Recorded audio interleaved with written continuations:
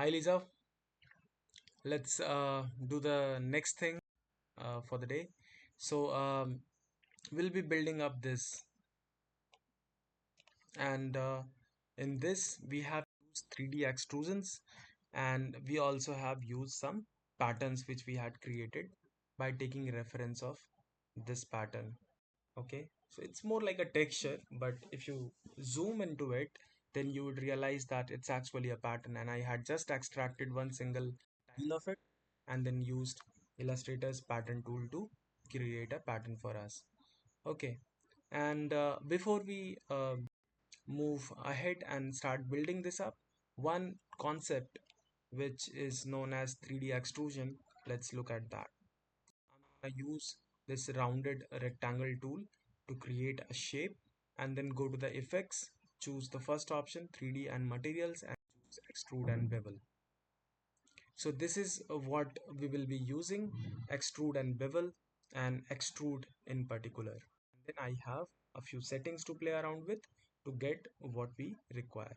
Okay, so now let me just get rid of it and start with this. So I'm just gonna create a rounded rectangle.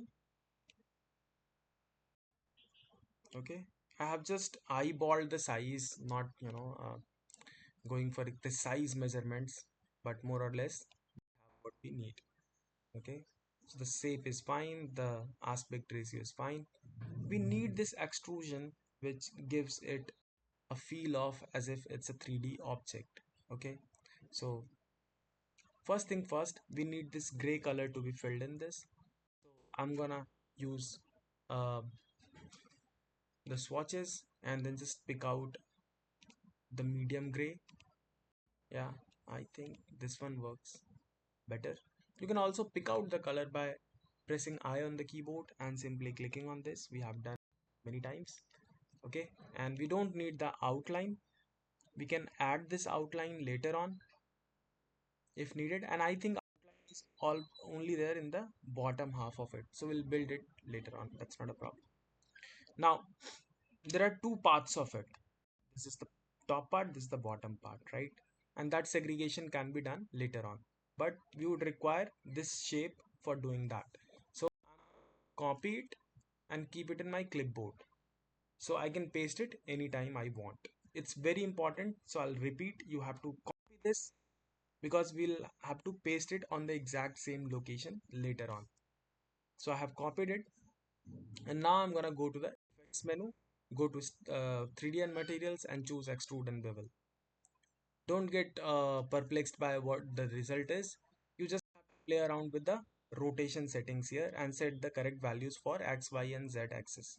So I'm just gonna drag the slider and then see what is happening. So as I drag it in the Y direction, this is not the result we are looking for, right?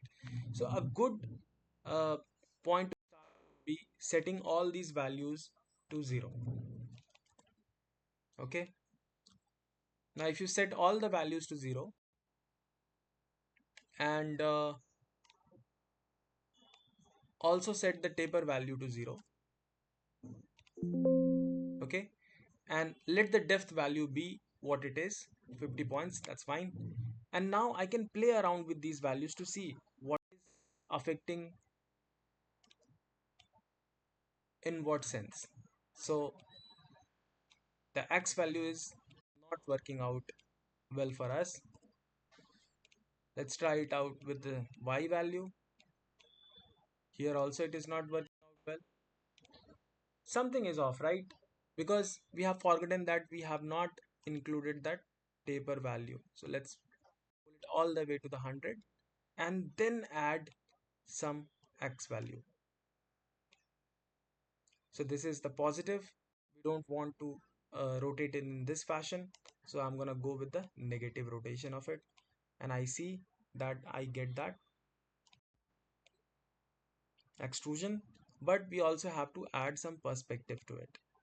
Okay, so I'm gonna add some perspective, go for slightly lesser negative value of X. Okay, so If you don't see that black thing appearing at the top, that simply means that the light settings we have to adjust. In the last demonstration, we did not explore the light settings because the default settings was working out well for us. But in this case, we can certainly try this out. So what we will do is we go to lighting, and we have one single light which we can play around with. And as I drag it to the bottom, you see that the top part is getting darker. Okay, so this is what we are looking for. Okay, and we also have the choice of changing the light. So I can simply click on this and then go with a different color. This is not required for what we are doing. So we'll go with the white light, but just to show you that it's possible. Um, and then we have the intensity. Play around with these settings, and then it's mostly hit and trial thing. So, and then we have shadows also. If you click on shadows, it will cast a shadow at the back also. In this case, it's not making much of a sense here. We also have that below option, but a lot to explore essentially. So I would encourage you to explore these things, and if there are any questions, I'm always there to help. Okay, so I'm gonna go back to the object and then just collapse the 3D and material options because we are done with that. If you remember that uh, we have to get this shape straight here. Now that's a challenge, right? So let's go again to the 3D materials and then play around with this taper value. The perspective needs to be reduced. I think I have gone too far. Um, yeah, now this looks fine. Okay, now the shape we had copied, if I paste it on this, you see that there are some distortions. It's not precisely where it should be, right? And the whole thing has changed, and this is why we needed it in the first place. Okay, now there are a few choices I have. Either I select this, go to the object, and then expand the appearance. And what that will do is, if I go inside, I find an image, right? So this is not gonna work out well for us. If I have the image, uh, I cannot actually do much with it. I cannot fill things inside. I can't change anything inside because it has converted that into a bitmap image. So I'm just gonna say Control Z because I want this vector thing. And here at least I can play around with the corners, and you see this editability we would have lost if I have expanded the image. Why I want to expand the image is because I want to extract out this shape here, the gray shape, precise shape. So I'll experiment a bit here. I'm gonna make a copy of it, go to the object, expand the appearance, and then try out tracing this. So I'm gonna go to trace image and then choose let's choose black and white logo. Let's choose that. And the top part I can see it's getting traced well. So I'll say Control Z, and rather let's try out three colors. So click on this, wait for a while, and I think yeah, it has traced it, but then again many problems I see. So no, I'll not take this route. Okay, so I'm just going to delete it and I'll use this one only, and the shape I had. We may have to tweak it a little bit, which is fine. So I'm just gonna pull this down and try to align it with the shape created as a result. Mm, I'm trying not to use the pen tool actually, but for our purpose I think it will just do.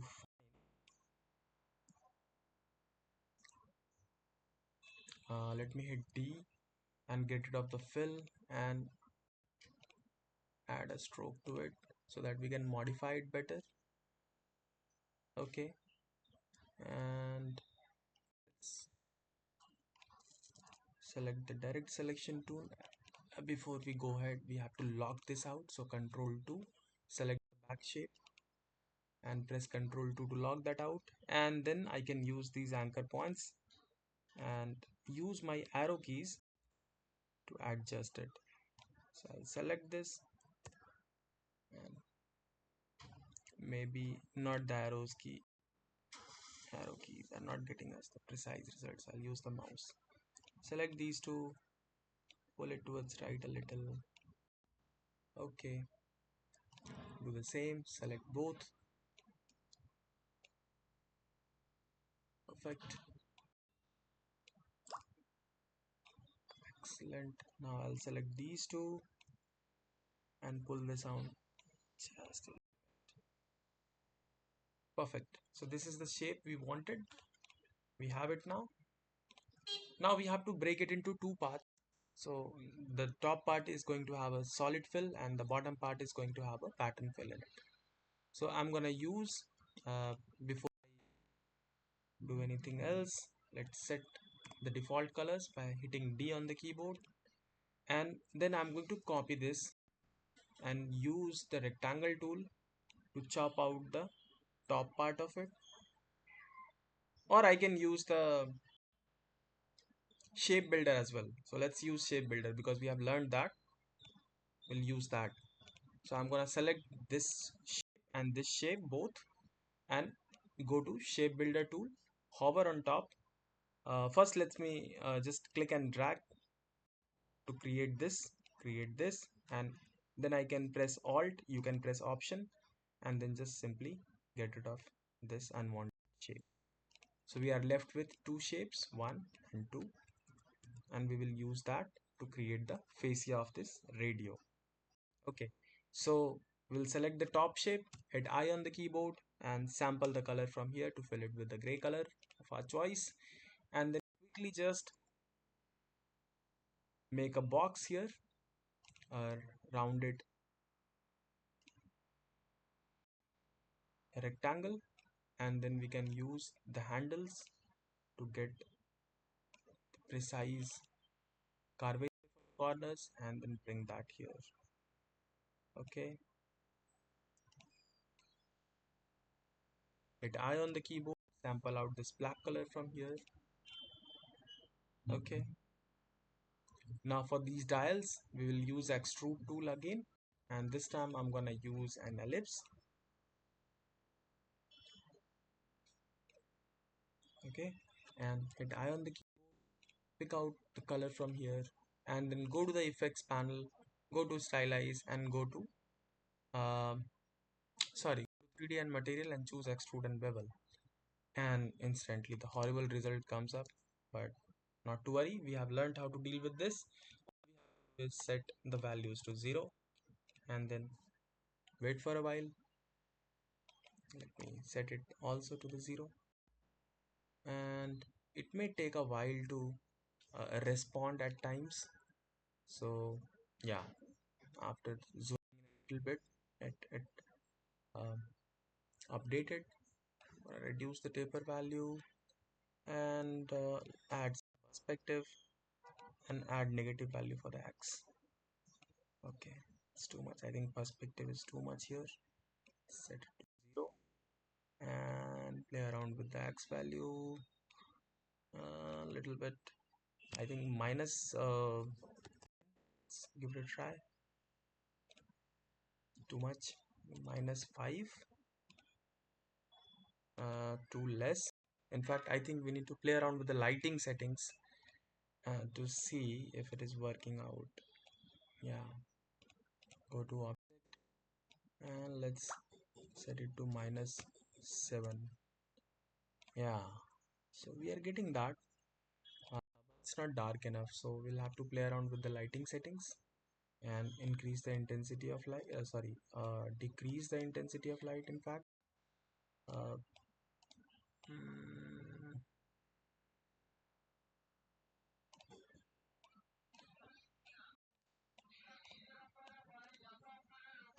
okay,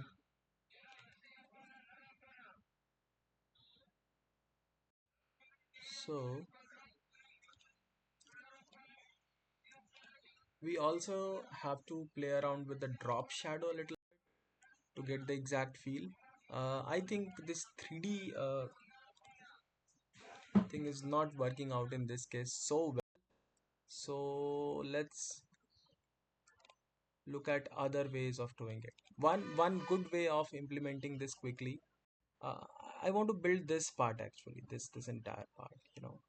So we can imitate it because it's not a 3D software actually. So we'll have to just find a workaround. So I'm gonna make a copy of this and fill it with black color, uh, and then send it to back, and instantly you see we got what we are looking for. So this is just a workaround, uh, and we have to have some outline to this as well.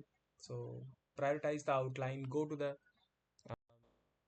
swatches, and then add slightly lighter. I think this is fine. Yeah, this looks fine. Okay, then it has a texture, and I'm not gonna go into all those details.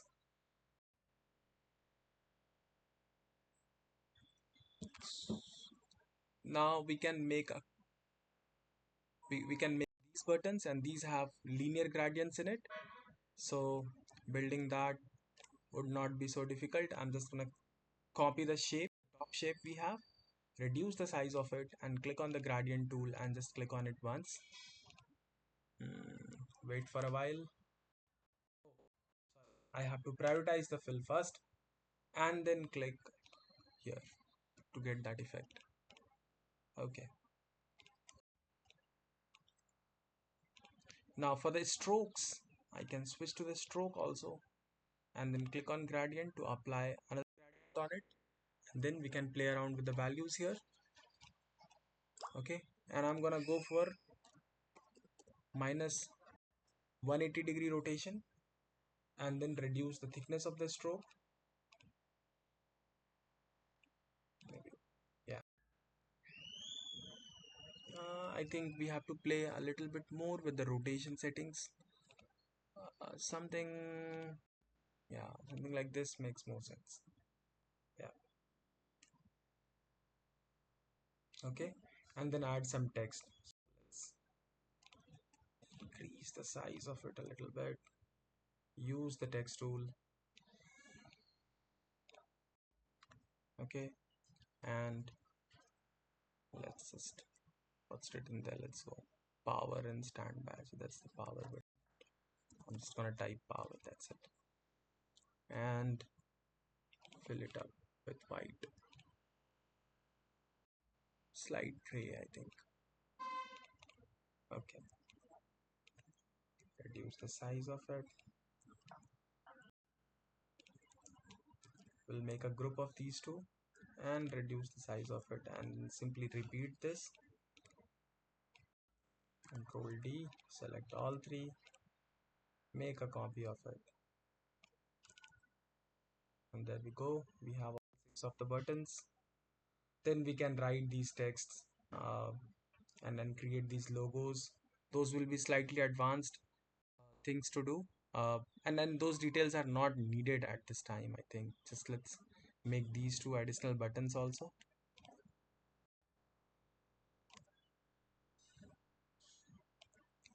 Actually, if we really try to achieve what is here, it's in its highest accuracy. I think Photoshop would be a better software to do that, because it's, I think, is a picture taken of the object, and there are many bitmap effects which can help us with getting the exact details we want. Uh, let's try doing this chop here, the cut which is there. So for that, we'll have to use the rounded rectangle and adjust the corners, and then just match it up with the background. And this is again a workaround. Uh, we could have created a shape like this and then used Pathfinder, but I think this is also gonna work just fine for us. uh, we can group this entire thing together. Okay, now the bottom part. So the bottom part, we had created a pattern for it. I'm gonna quickly create it. Okay, So I'm gonna zoom into it, and what I'm going to do is just I'm trying to capture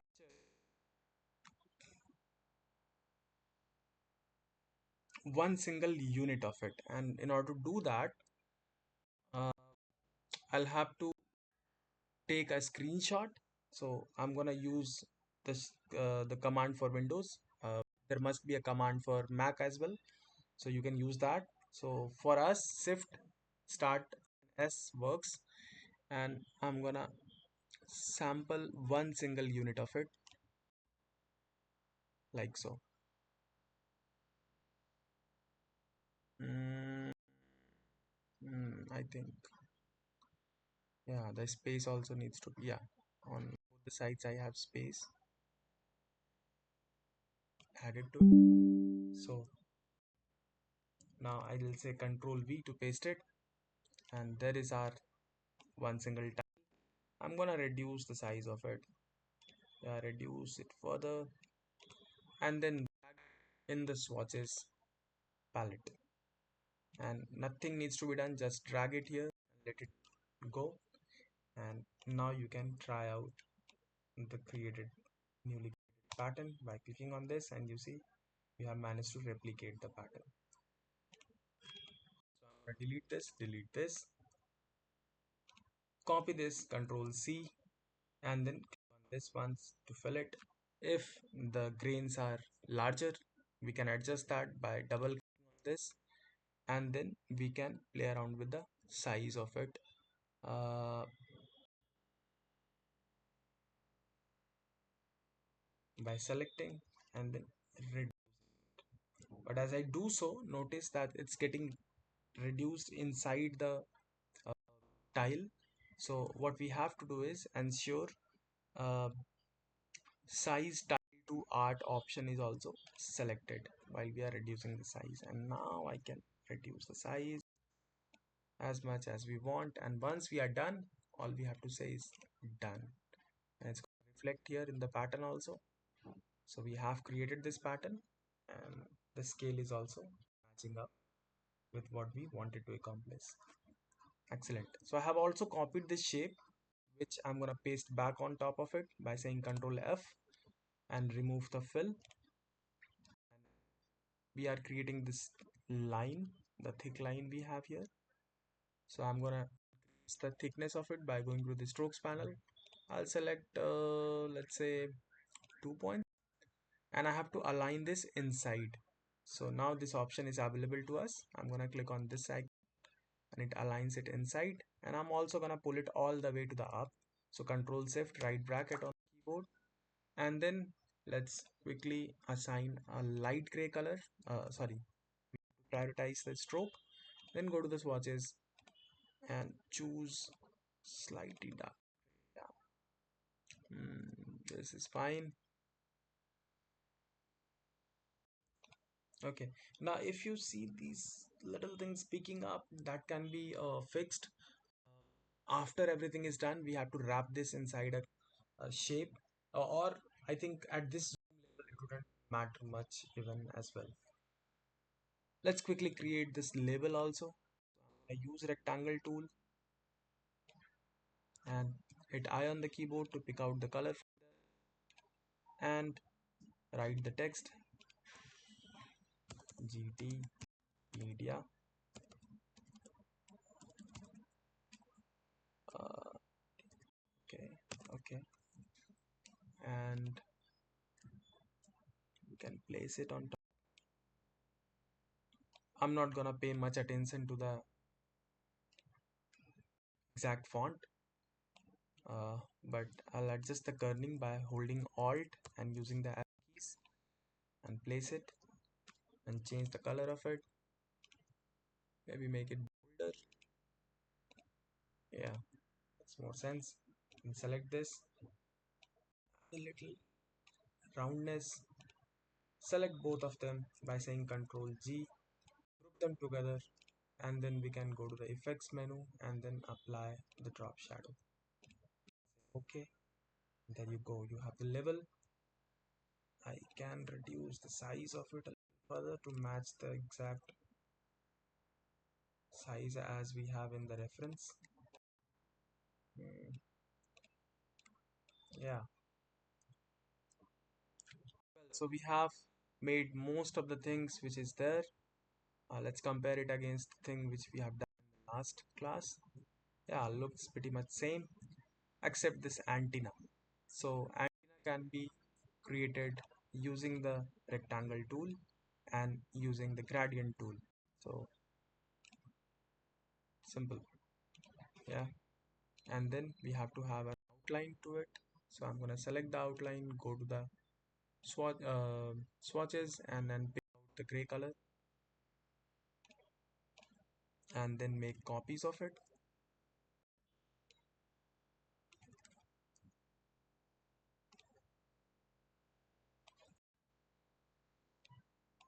Okay, reduce it from the corner a little bit, and then make more copies of it.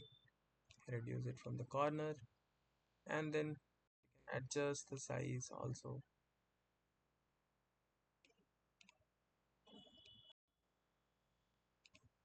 Okay, let's add one more. Reduce the size, increase it, make a copy, and reduce it.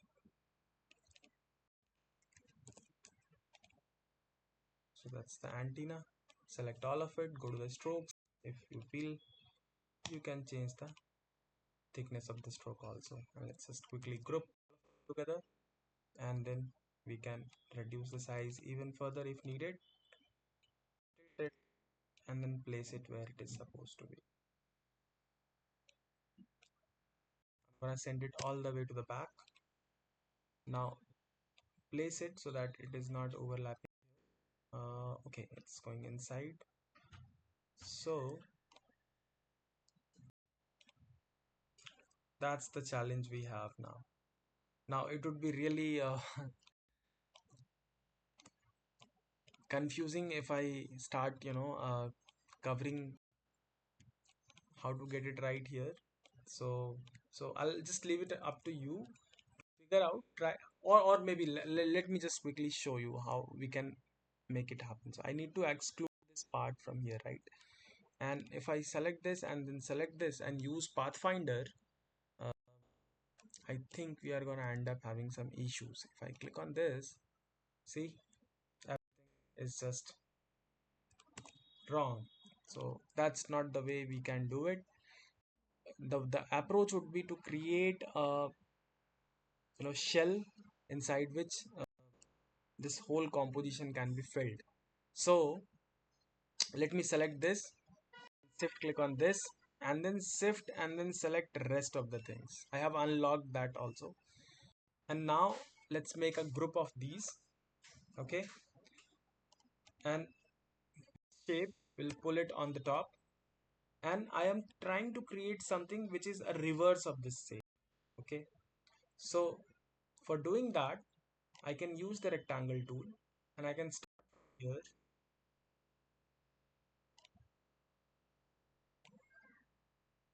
build something like this. I'm gonna hit D to set the default colors and get rid of the fill so that I can see through this. Okay, now I'll use this shape, and let me set the default colors there also, and this shape, select both and try to create a shell, okay, which can be used for creating a compound object. Slightly advanced, but you know uh, you can do it or not, depends upon you. So I'm gonna select this, go to the shape builder tool, and then only keep the areas which we want. So I do not want this part, and I do not want this part, but rest of the things we want. So I'm gonna use this as a frame inside which I'm gonna fill rest of the things. So now I can select both and say control 7 on the keyboard to you make a compound path, and now you can see that this is no longer a problem. That white thing is gone, and I also get this shape. Slightly advanced, If you want to do it, do it. Otherwise, it's fine. I think even this much uh, will work just fine. So I'm gonna group it, and now I'm gonna end the video. Uh, I'm hoping that it's clear to you, and if you follow the video, you'll be able to certainly do at least this much, and I'm sure students will also benefit from this. So that's all for this video. I'm going to add another video, Lisa, in a couple of days for today's class. So give me please one more day, max to max by Tuesday you will have that video, and we'll resume classes from next Sunday onwards. Thank you. Bye bye.